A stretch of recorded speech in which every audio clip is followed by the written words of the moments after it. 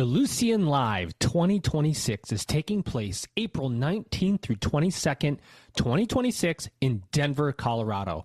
Advancing infinite possibilities. Turn innovation into action with AI-powered solutions, student-first strategies, and a global network of fellow leaders at Ellucian Live 2026, higher education's premier global technology conference. It's going to be amazing. If you work on a podcast in higher ed, this is your event. Higher Ed PodCon, the world's premier conference for podcasting in higher education, is coming to Cuyahoga Community College in Cleveland, Ohio, July 16th and 17th, 2026. Spend 2 days learning strategy, content, and technology from people who live this work. Get details at higheredpodcon.com. It's going to be legendary.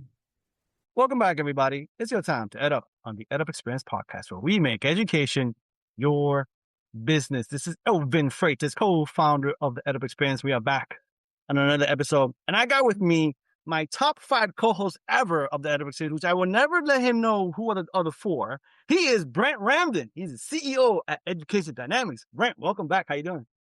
Hi, Elvin. I think last time I attended the podcast, you said top 3. So it feels like my stock price fell somewhere. So we'll take that up offline.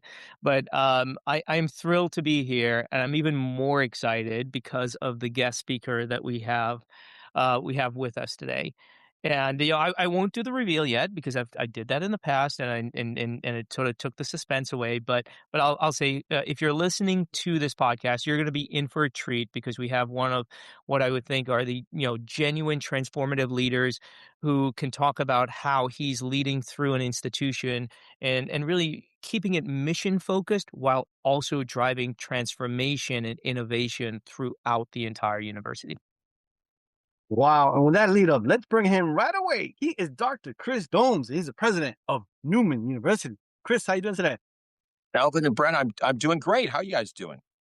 Fantastic. I mean, I'm sad that Brent has such a great memory because he's right. I did say top 3, and now it's top 5. So it's a little sad about that. But other than that, I'm okay. So Chris, let's get right into it. Tell us all about what do you do and how do you do it?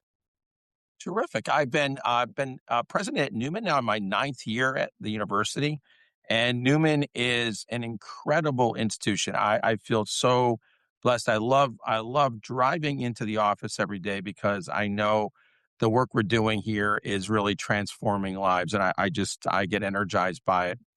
I think I would describe Newman as a place that is truly transformational. 61% of our students are first generation. Over 50% of our students are Pell eligible, and we're a 51% minority majority institution. So we're incredibly diverse, incredibly rich. The backgrounds of our students are amazing, and the outcomes of our students are phenomenal. So we're doing something that is very unique in American education. The inputs are a lot of students with lots of socioeconomic challenges, and they don't always come out of the best neighborhoods or the best academic experiences. But what is happening to them while they're on our campus and what they are doing post-graduation is phenomenal. And there's many institutions out there that could beat or come close to the kinds of outcomes that we have at Newman. It's unbelievable. We just celebrated last week the naming of our College of Nursing, our largest single gift in the institution's history. The NCLEX pass rates for those student nurses, that fit with that profile, is almost 97%. The average here in Pennsylvania is 89% on the pass rates, 86 nationally. We're among the top universities and colleges in the entire state and among the top in the nation. So we are really, really, really excited. So as you can see, as one example in our College of Nursing, of outcomes and the kinds of educational experience that students will have here at Newman. And we're doing that through experiential learning, through incredible opportunities for our students. We're doing it by providing them with exceptional support and really lifting up their educational pieces that need to happen through their time at Newman to make sure that their outcome, their experience, and their opportunities are rich and fulfilling, and ultimately they get the kind of job and the kind of career path that they want. Fantastic. And before I head it over to Brent, I just have one follow-up question for you. So, how long have you been there, and what keeps you going? Yeah, I've been here. I'm complete my 9th year this summer. So I've been here 9 years, and I'll tell you what keeps me going are the students and our mission and our students. So that's the key piece of the formula. So every time I make decisions, I think of two things. I think, is this decision going to help our mission? And I also think about, is this decision going to support students? Are those things going to happen in this decision, and is it going to be a good one? So that's my lens. I was just up at the dining hall before I came down to connect with you guys on this conversation. I had dozens of students coming up to me talking about their first day of class today. They're excited, they're pumped, they're ready to go. The women's hockey team saying, "Oh, I got to come out to senior night, senior day on Saturday for their team. I've got to come to the men's basketball game." They're asking me how things are going. They like my suit. I had a student videotape me with my suit. "Dr. Domes, I love your suit. Can I video that?" I said, "Sure." So I said, so things happen here because we have relationships, we have a mission, and we focus on student success. Chris, I love hearing those stories, and if you're listening to this podcast, I think I'm going to go ahead and share. I've known Chris for over 2 decades, and he's a dear friend of mine. But more importantly, he's a transformative leader in our space. And I think one of the things that, Chris, we often talk about when we're at a conference or, or we get one-on-one time is the challenge of the private institution in this moment. And there seems to be an or, which is you have to be something or you have to be something. And when I look at Newman University, you guys are the and, meaning you serve a very diverse student population. You serve students who are undergrad students who live on campus, undergrad students who also commute but also work, online students, adult learners that also come to campus. And you've done this in a really pragmatic way. And there's that temptation right now to sort of paint with a broad stroke and say, hey, the pathways for growth and sustainability at private institutions into the future requires, sort of extremes on one end or the other. And I'm just amazed with how well Newman is executing on all fronts. Maybe you can share with the audience how you see the and, how you see that learner of today, that learner of tomorrow, and how you're sort of mapping that into Newman's future. I think it was your team, someone at your team, Brent, that I love the term modern learner, because I think that's really, in the sense that modern learner is a student who can be a student who graduated from high school who basically wants to actually get most of their coursework online. They want to work, they want to manage it, or it's an adult student coming back and trying to transition, or someone who just needs a set of short courses, or a graduate student who's trying to achieve the next level, or a traditional student who wants to come and live in the residence halls, play sports, have this incredible experience. And I think for small college universities, I think you have to think about your portfolio. The work you do is to serve a modern student in all of those ways. And by the way, small colleges can do it well, and mission-focused institutions can do it even better. When I say mission-focused, I'm talking about incredibly valued-focused missions that believe in student success and see that as the primary driver for what you do. I think that we are doing a really good work here because I have 300 employees at this institution who believe in the mission. I just had a session last Thursday with all faculty and staff.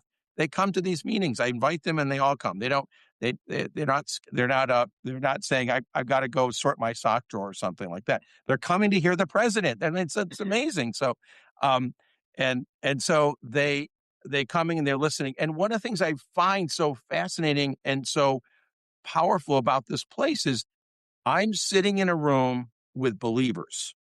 People who believe in the work we're doing together. What I find most challenging, I think, in some institutions in America today, is that the leaders feel alone. They Mm-hmm. feel like they're at this by themselves, or there's camps of people. One camp believes one thing, one camp believes another, and there's a lot of disagreement and challenges. I think the strength of small colleges that are leaning into success these days are institutions that have their value structure right, that believe in the human capital, that believe in the people that are in the institution, that I'm not the only person that carries out a mission here. Everybody does. I'm just I just happen to have a specific role to play, but everybody has their roles and every role is important. And I think that's also a secret formula. I was taught that in my early days working at a Catholic university. I was taught that even more here at Newman University. The Sisters of St. Francis that founded our institution helped us tremendously to understand purpose and value and to lean in on what is the important things in life and try to let the other stuff go. I try to remind our team that all the time. I say, listen, every one of you matters and that you need to make sure that you're supporting one another. And I see that happening and fulfilling our mission in a way that I think is harder when you don't have that complete buy-in, when you Mm-hmm. don't have everybody rowing in the same direction. Mm-hmm. Elite schools with big endowments, they can plow their way through. Big public institutions, it just happens. That people might be grumpy, but they're plowing their way through. Small colleges do it because of a secret formula, which is that people believe in something bigger than themselves and they can be a part of it. And they understand the impact of the transformation that the education's having on young people. Every time I'm with a group of people, I try to tell at least one or two stories about students, because that's the way I continue to anchor back in who I am and what this is all about. And so I think that's the piece that makes the job, the experience, this place unique, distinctive, and what I think is leading to some of our success. So I agree, and I'm going to coin that belief into boldness, because mhm. I believe we have this fallacy that bold leadership is disruptive, but bold leadership can also be cohesive, collective, and it can provide that comfort and that vision that your values will actually be sustained into the future. And as now as we think about that, Chris, I kind of want to shift to the product of higher education at Newman University. Over your last 9 years at Newman, one of the things that you've had a passion for are those students, in terms of ensuring that their journey through Newman University leads to their life goals, and not just the financial rewards that come from a job, but also setting themselves up to be the best person that they are. In that, you've built, curriculum, you've built experiential learning, and now you've really branched out over the past few years, and you're seeing education sort of do something unique with the private sector. And I think it'll be important for those listening to this podcast to hear about how you've taken a unique approach with experiential learning because of your population, right? Those first generation students, those students that are majority Pell students that are coming in. How do you ensure that they stay at Newman University but also achieve success through their life? And then maybe in a few minutes we can peel back and get your point of view in terms of how you see sort of partnerships with private sector organizations being a part of that journey and the value equation there. Yeah, I think I would say there's three important components that I think lead us into connecting the student, the academic experience that's happening in the classroom, with what I would say professional experiential opportunities. And they can come in a variety of forms, including service learning experiences. So this experiential piece, I think it needs to be thought of in a broad sort of way. And I think we're doing this because one is when you have a population of students where 61% of them are first generation. And I also remind people in the old school is these are not students whose parents have Rolodexes with lots of really, really lots of names. They don't belong to a country club where I can go and say, can you get my student an internship here at your organization? Can I call some friends? And it's not how it works. And so we have to be that conduit. We have to take on that responsibility. And I think it's rare for American higher education to think of themselves or think of the organization in that way. Most institutions are asking students to chase their own internships, find their own experience. And so that assumes a lot. It assumes that the student has a Rolodex or has connections. And maybe there's a great professor who helps them to make a connection with an alum, or maybe they go up to the alumni office of the school and maybe somebody's willing to do that. My point here is that I think that's falling way too short. We have a responsibility to create the paths to make sure that these organizations understand the value of our students and what they bring to the table. So what I'm doing is when I meet with CEOs, when I meet with executives from organizations, I tell them about our students. These are the kinds of students you want in your organization. They're hardworking. They have a sense of humility. They're hungry to participate and be successful. They're not going to tell you how to organize and run your business. They're going to tell you they want to be a part of something. They believe in values. If your organization has a core set of values, these are the students you need. When the CEO hears this from the CEO of the university, it matters. It means something. So my responsibility is to begin to build these bridges and build these connections. We're doing this in a whole lot of ways, and we're building out that infrastructure. I can give a few examples. I just was with a group today with middle management team from a $26 billion international company. They have a major headquarters in Philadelphia. We are talking about internships. We're talking about guest speakers in classes. We're talking about bringing 100 students together to learn about the industry that they represent, which is the insurance industry. How does the insurance industry look? What does that feel like? How do you fit into that? Very mysterious for a lot of students. So that's the kind of connections we want to have happen. We have an alum who owns a company, and he has 25 clinics in physical therapy. But it's not just about physical therapists he wants to hire. He wants to hire marketing students. He wants to hire technology people in technology, business related profession as well, so that there's opportunity. His team came to Newman and they said, we want to hire some students.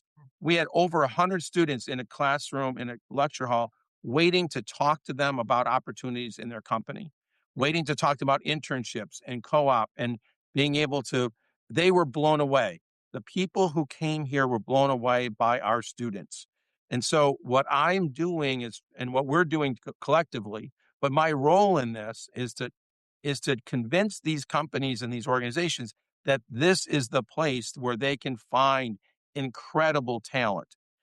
And the other thing I would say is we're doing something that many universities are not doing with a population. If you look at our population and you lined it up against the population at a regional public college, our population, in fact, for regional publics are more diverse. Our population has more first-generation students. Our population actually has more Pell-eligible students. And we are an independent private university. We're doing that, and we're delivering well. All of our metrics are higher, are better, and are more successful along the whole range of populations and programs. And so I say that to companies and organizations, and they're like, wow, we want that. We want what you're getting. And I'll end with this. I had a group of a startup company. They've been around for a couple of years, and they've been out there doing career fairs and talking to. There's a lot of universities. I don't know if you know this, guys, but there's a lot of universities in Philadelphia. So there's a lot of places that companies can go and find students and potential future employees. These guys have been to many of the many universities. We'll just say it that way in the Philadelphia market. They came to Newman and they said, Chris, we love your students. We want your students. The Darren from Kinetics, the physical therapy company, We want Newman students. They connect with these students, they find them, and they see value in what we're providing and the environment and the experience. And I go back to the team on the ground. Without great faculty who believe in this place, without people who care about the student experience, delivering every day, that does not happen. It can't happen with one person. It's got to happen with everybody rowing in the same direction. So that's sort of the formula and kind of the little pieces of it. And then quality instruction and great folks on the ground helping students and supporting them in their educational journey. So Yeah, and Chris, I think you hit on it.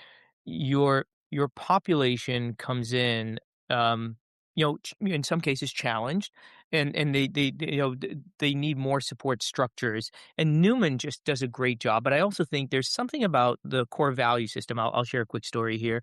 I was recently on campus with our team at Newman University, and our team arrived before I did, and so they went to the cafeteria and their interactions with the students in the cafeteria made it feel like, wait, are we living in a utopia where these are almost perfect college students? They were extremely polite, very knowledgeable, just beyond amazing. And it really took the first, I would say, 20-30 minutes of our meeting just talking about the fact that the genuine student experience at Newman University is amazing. And I think that goes to show, Chris, that what you and the team built at Newman is resounding. It's sort of creating that product in terms of the individual at the end that is appealing to workforce. Because I think at the end of the day, when you say, hey, an entity, a corporation comes in and they say, we want a Newman student, it's not saying, hey, we just want someone with a degree or a credential.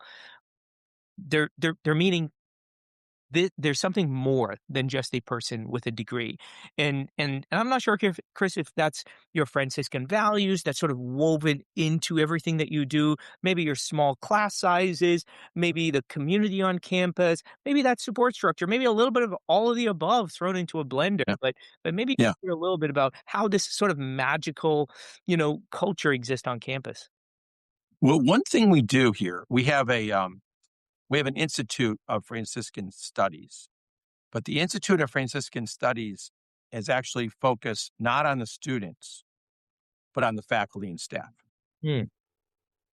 So we have an endowment, and we invest in professional development with all of our faculty and staff, multiple programs throughout the year, talking about how do we translate this mission into our activities on the campus. And we're constantly talking about it. We're constantly repeating it. We're constantly sharing it. We're constantly discussing it and figuring it out. That investment, which happened prior to my arrival, we have doubled down on that. We continue to do amazing work on it. We keep expanding it, developing it. And I think that work alone is paid off in ways that I don't even think you could put into action, because what you have there, it's sort of and this is not a marketing slogan. So, but you could use sales and marketing kind of techniques to think about it. The best way to sell something is to keep repeating what this thing does for you. Why is it important? Why do I keep that membership going? Why do I keep that gym membership going? Well, it's important for me. It's multiplying that and saying this is why you choose to be here.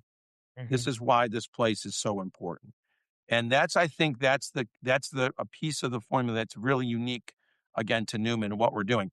I had a young man last October. I just saw him up the dining hall. He came over to see me. His name is Dante. And Dante started with us a year ago, and he transferred. So this isn't his first institution. He transferred in. And he said to me in October this past year, he said, Dr. Domes, I feel like I am seen.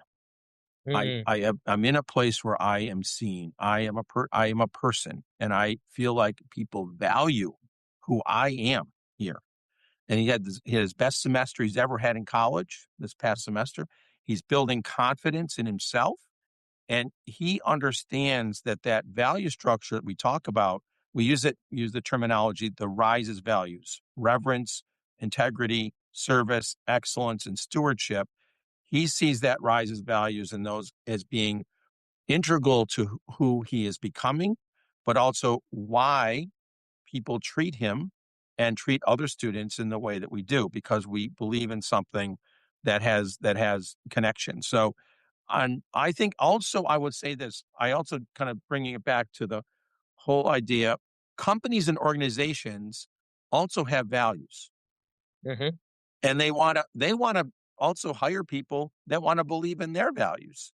Mhm. And when you have college students graduating from an institution who are learn that values matter in an organizational structure and see the outcomes of those values, they want to belong to organizations that have them as well. And so, and they want to extend that experience. So another good reason why that piece, I think, works well for us. And I think it's also why students are successful. It's also why I believe people also want to hire students. Yeah. As I listen to you talk, Chris, there are number of things in motion, but I know one of your core principles is don't get comfortable with the status quo. Mhm. And I think that's almost a part. It's almost baked into higher ed. We're slow to change. We're slow to evolve. We're slow to think differently. In and I would say you and the team at Newman, you're on the opposite side of that. You've been evolving your institution, you've been evolving your curriculum, you've built things like your cyber lab on campus. You've really moved in unique and different ways. You've brought industry onto the campus. You've done dynamic things. And how would you guide? If a listener's on here and they're saying, "Hey, you know what? Some of these things that Dr. Domes is saying it's truly transformative, and obviously it leads to the outcome that you see there, which is the genuine positive outcomes from the student standpoint, and then of course from everything, the measurables, the testing scores and placement into careers and jobs. How would you guide our industry at this point in time, Chris? Because we're sort of in a unique moment, right, where the demographic cliff has arrived, the world is changing, people have questioned the value of higher education. And so the temptation is to sometimes not talk about values and maybe overly talk about career, but you triangulate everything really well at Newman University for a population that does care about outcomes, that does care about cost, that does care about all these other things, but they stay with you and there's a smile on their face because of values. So how would you guide others in the industry as they think about change management in this moment? Elysian Live 2026, April 19th through 22nd in beautiful Denver, Colorado, advancing infinite possibilities. And it's higher education without limits. Don't just keep up with change, lead it. Higher education leaders from around the world are coming together at Elysian Live 2026. Across 4 unforgettable days, discover new ways to meet students where they are and make the most of your technology through inspiring sessions and hands-on demos. Together, we're leveraging AI to create deeper human connections, support every student's journey, and open doors to lifelong learning. See you in Denver. Register now at elive.elucian.com. It's going to be amazing.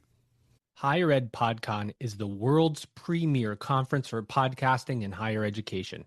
Higher Ed PodCon 2 is happening July 16 and 17, 2026 on the campus of Cuyahoga Community College in Cleveland.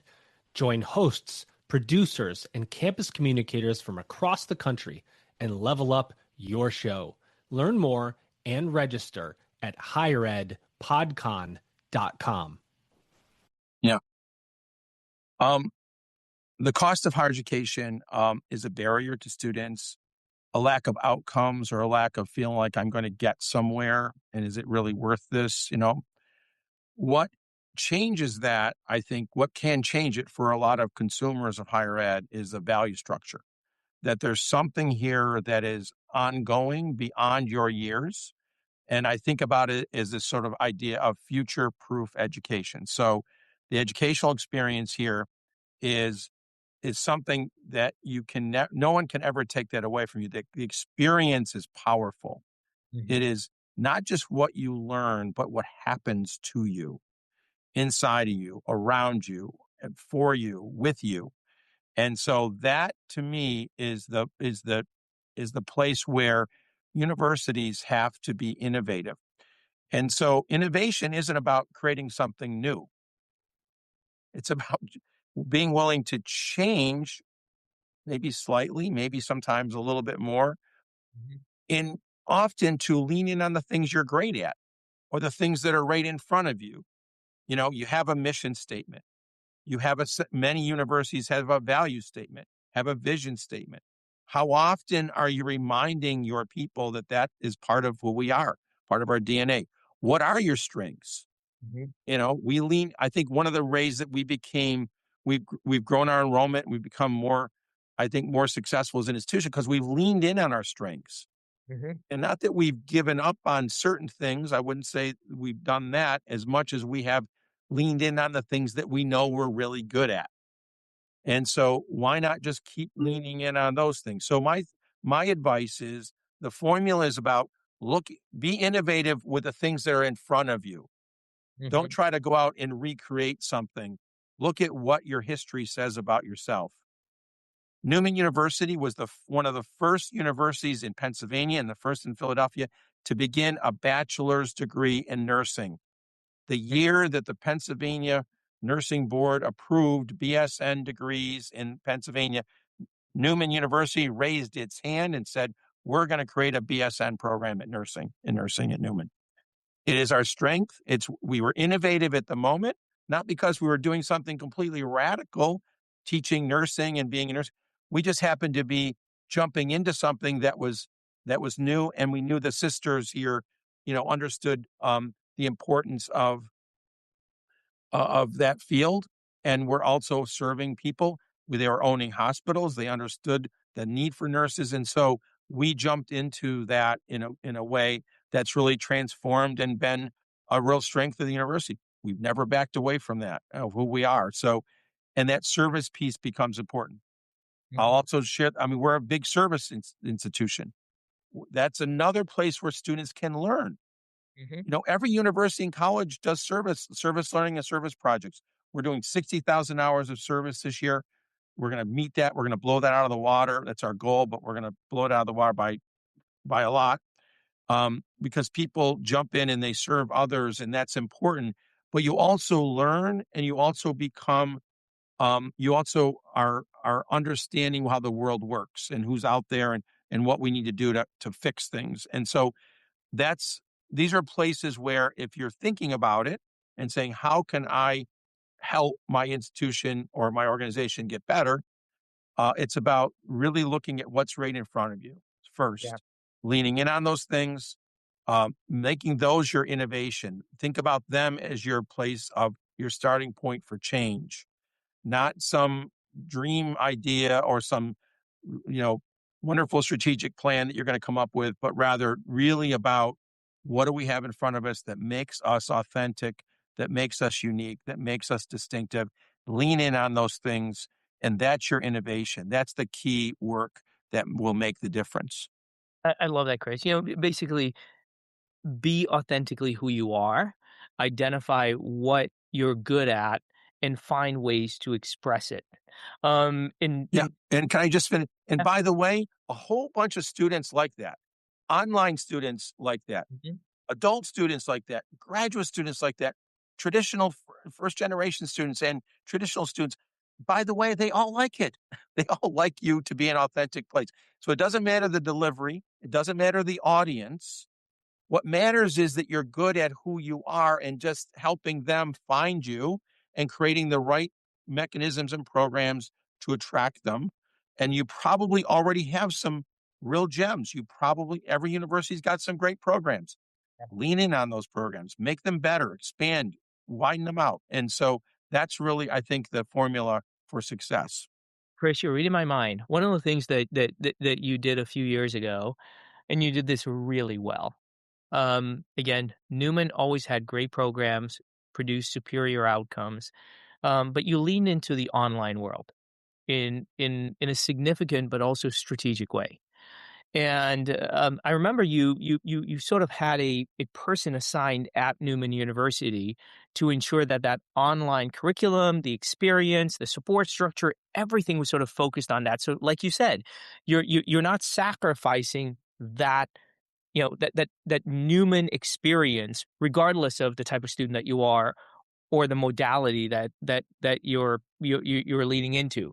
Can you share a little bit more of how that's been working for you? Maybe guidance that you can offer to the industry around, hey, this is the way we approach this. Here's how we've balanced essentially serving all these diverse populations, regardless of modality, not diluting anything in any specific area, but maybe also what makes your online students, your adult students, those students that come in after, after working somewhere, taking classes with you, how they experience that special you're describing.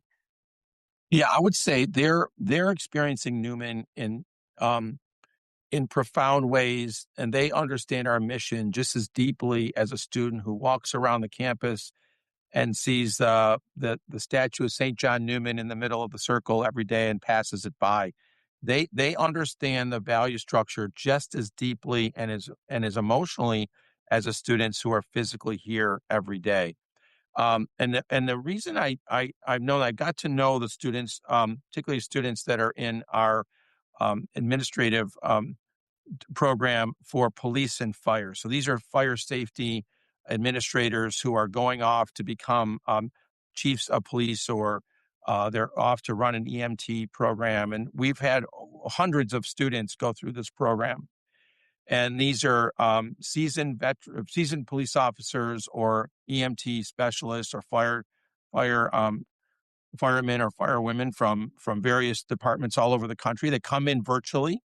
They do this program, and then many of them come to graduation. In fact, we just had about a dozen of them graduate in December. And the to a person, it's an emotional moment for them. Mhm. They're connected to this place in a way that is actually quite surprising for people who think, to a faculty member who thinks, oh my God, the only way you're going to ever get this education, you got to show up in my classroom. You got to be physically in a seat watching me teach. And the reality is it doesn't have to happen that way. And it's not where the modern learner is. Yeah. And so these are professionals they're not 20 somethings.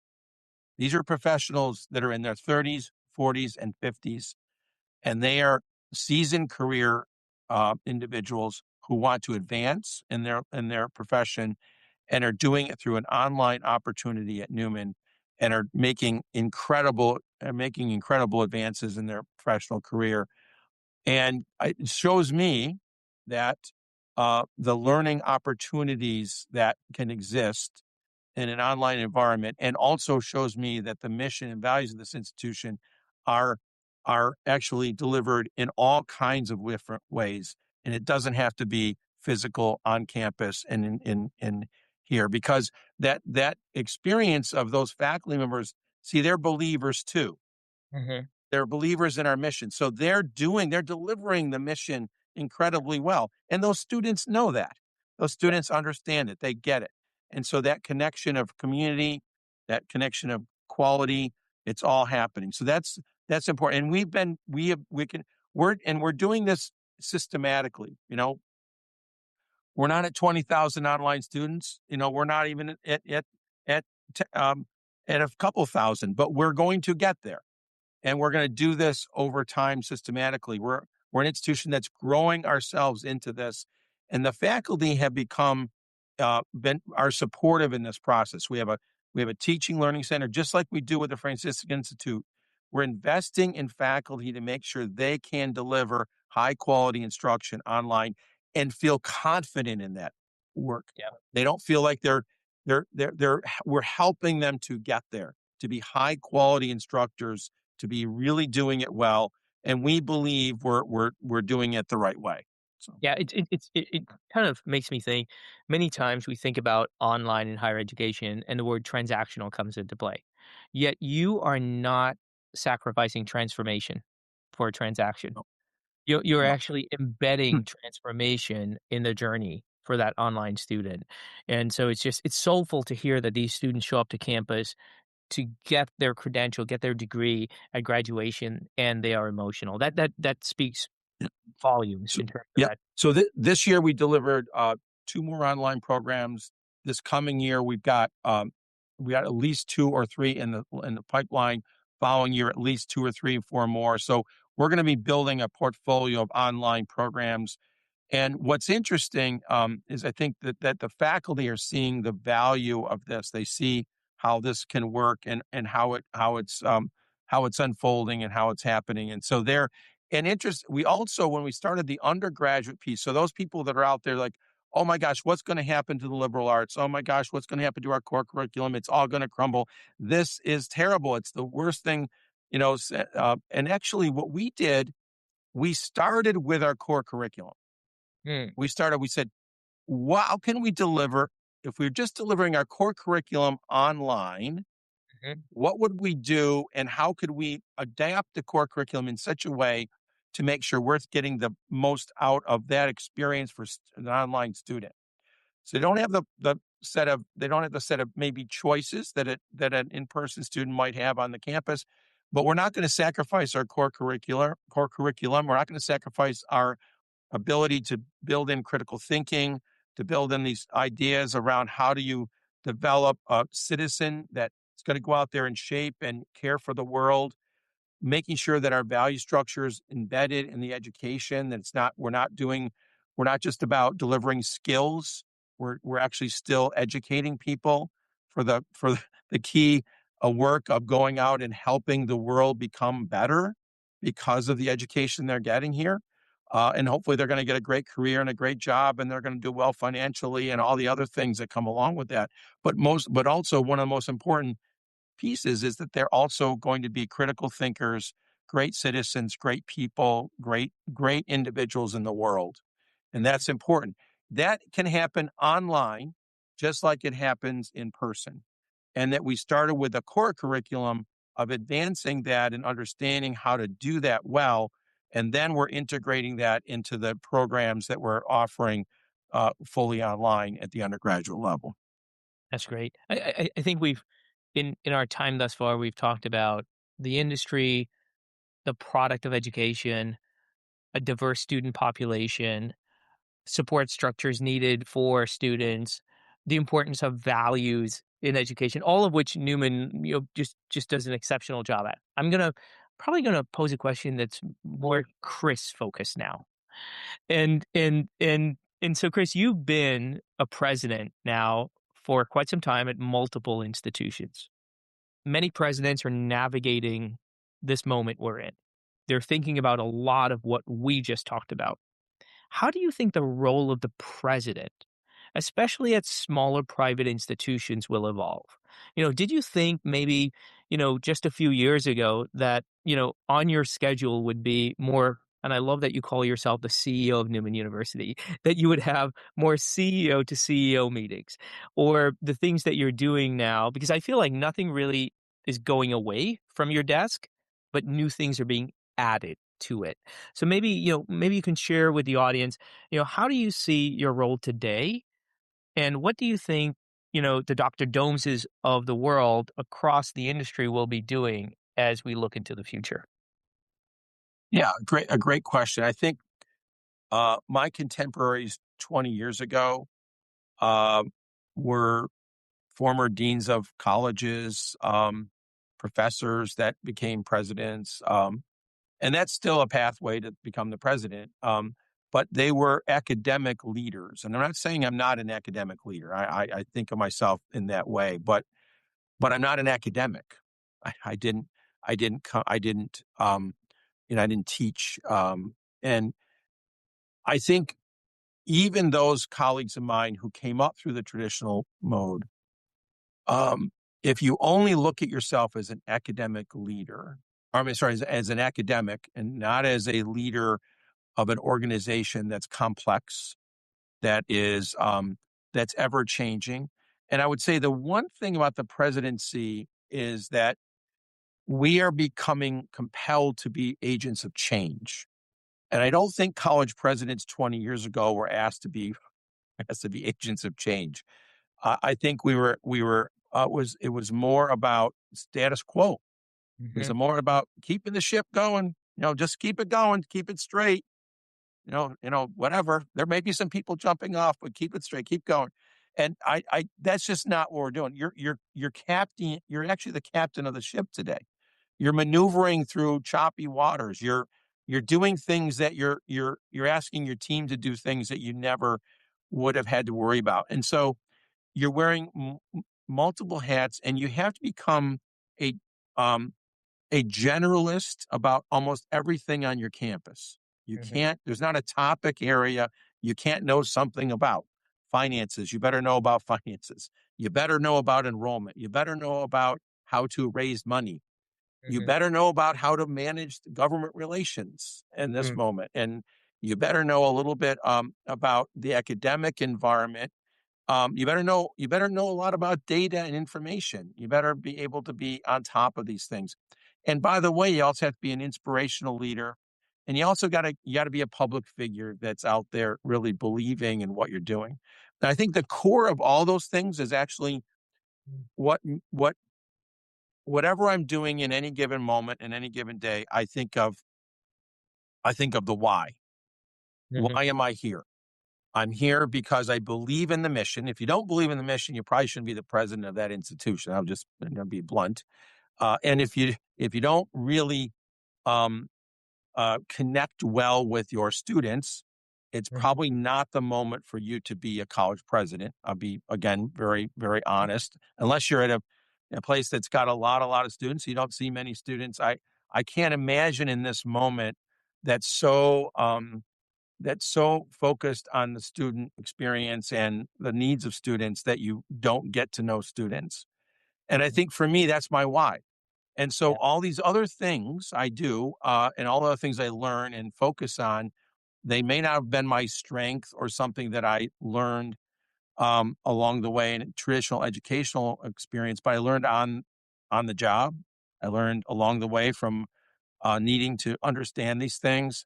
I'm motivated to learn. I'm motivated to understand them because I believe in what I'm doing. And I believe in the mission. I believe in the student experience. I myself was transformed by my own college experience in many, many deep ways.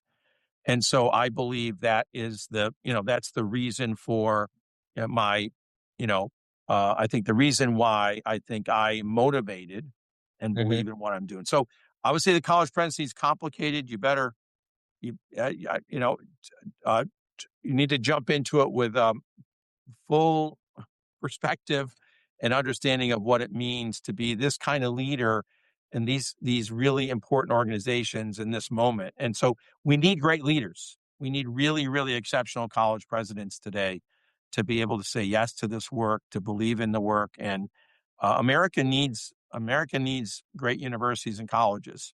It's what made this country what it is, and I believe it's also the future. So. Agree. I do want to discuss. You started talking about presidents who are accessible to their students, and recently I was on the Newman University social feed, and I have probably the most important question here is, what does 6-7 mean? Because I think you were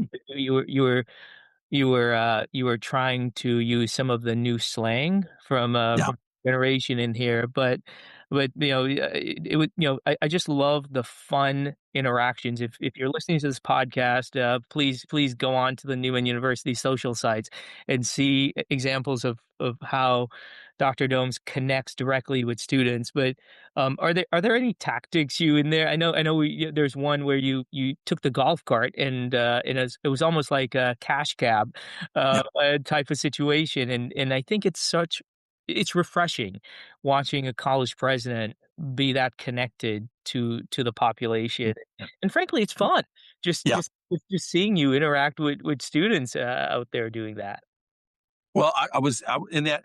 They asked me. They said, "Dr. Domes, would you do like something where you would use some of the most up and coming slang that's being used by young people?" I said, "Well, first of all, I'm an old guy, so I feel like in comparison, I'm not old, but I feel I'm certainly older than them.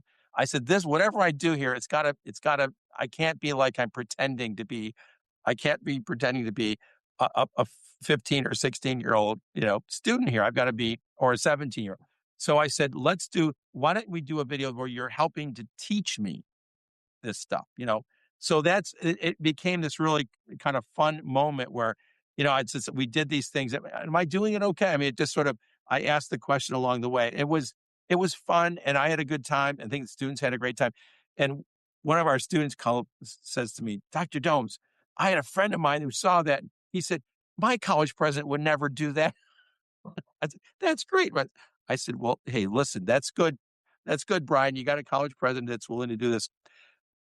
In October of this past year, I had two nursing students, first generation, amazing young women, graduating from their nursing program. They're so excited. They're first in their families to graduate from college, and they're graduating in nursing, and they are really, really excited. So they said, Dr. Domes, would you do a special handshake when we get our diplomas?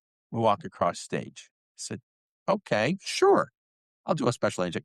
So we need to practice. So one of them said, this is what I want to do. I'm going to do a high five, and then you come down and do a low five, and then we turn and we get our picture taken. Are you hand me a diploma? I said, okay, I can handle that. So we did that. So that was fun.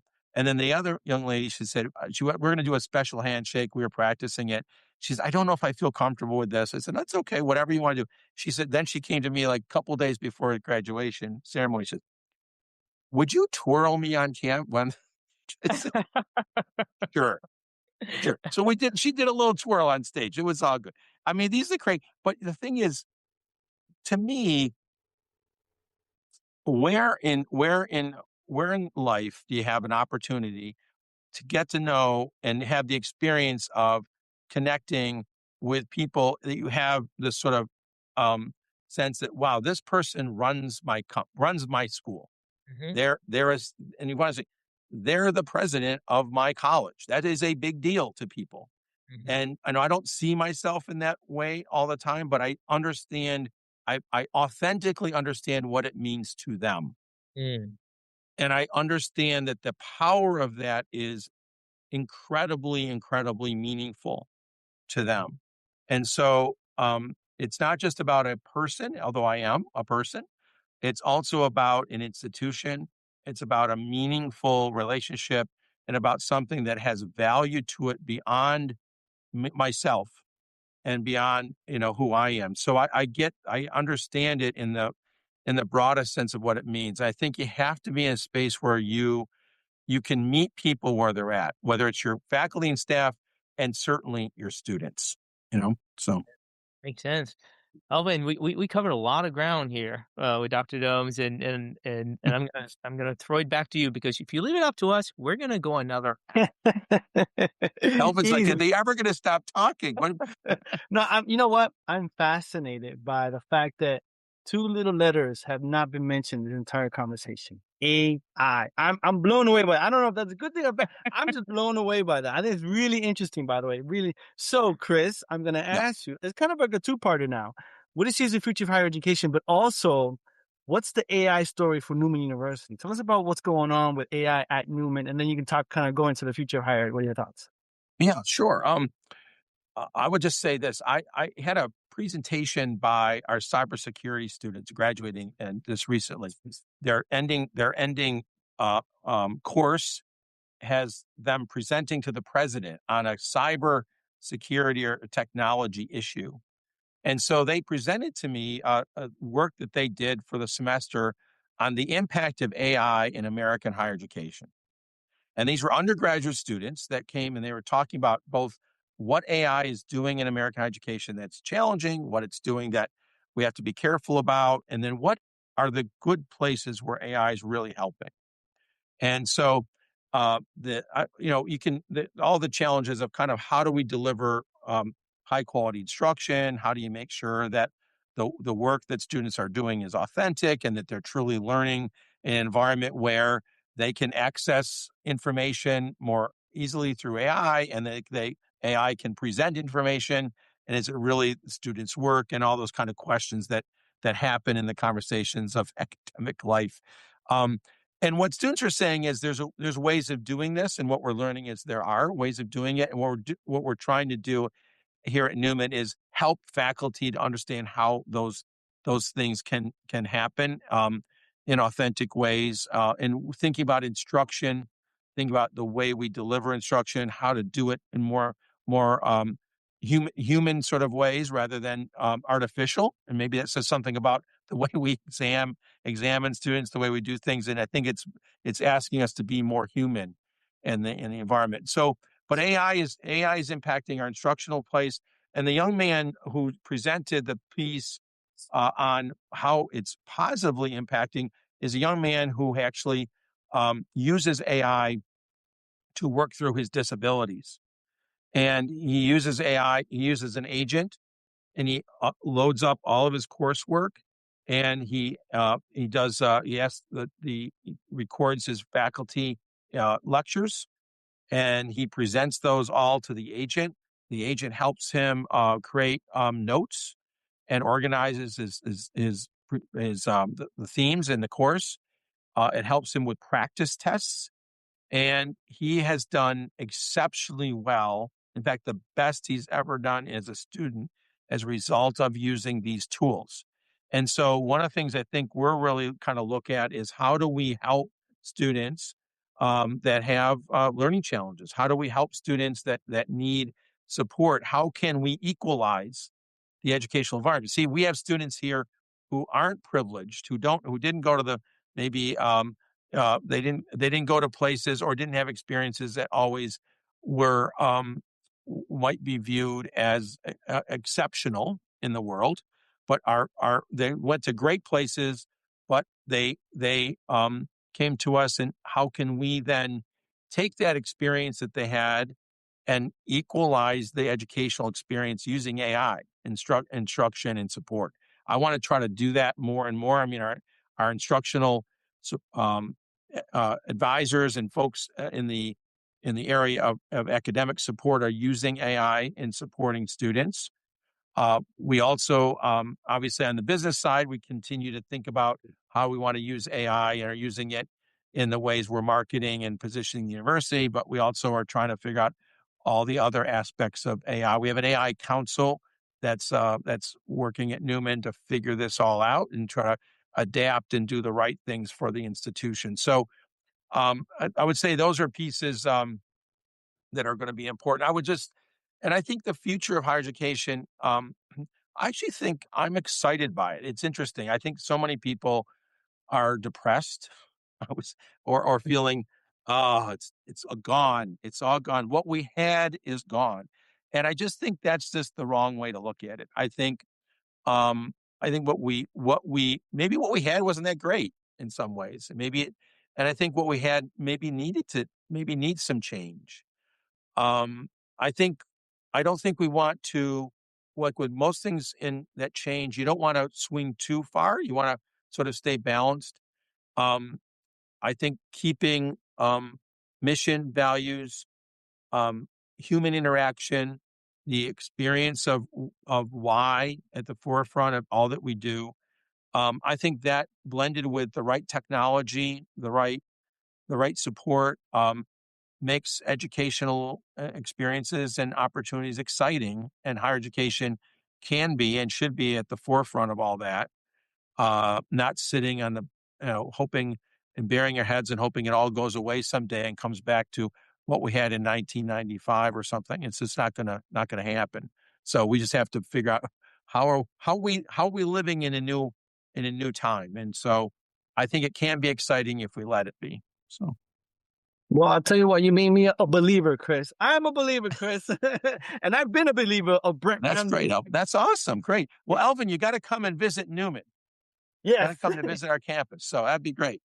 Yeah, not too far away. So we got to make that happen. So Brent Ramsden, CEO of Education Dynamics. Thank you as always, Brent. Pleasure. And I want to outro our guest today. He is Dr. Chris Domes. He's the president at Newman University. Chris, thank you so much for being with us today. Thanks, Alvin. Thanks, Brent. Appreciate it. It's been a great conversation. Absolutely. And with that, ladies and gentlemen, you've just EdUp. Attention. It's time to register for Lucian Live, April 19th through 22nd, 2026 in Denver, Colorado, Advancing Infinite Possibilities. And it's higher education without limits. Don't just keep up with change, lead it. Higher ed leaders from around the world are coming together at Ellucian Live 2026. Across 4 unforgettable days, you'll discover new ways to meet students where they are and make the most of your technology through inspiring sessions and hands-on demos. Together, we're leveraging AI to create deeper human connections, support every student's journey, and open doors to lifelong learning. See you in Denver. Register now at elive.ellucian.com. Let's go. Higher Ed PodCon is where higher ed podcasts stop being side projects and start being powerhouses.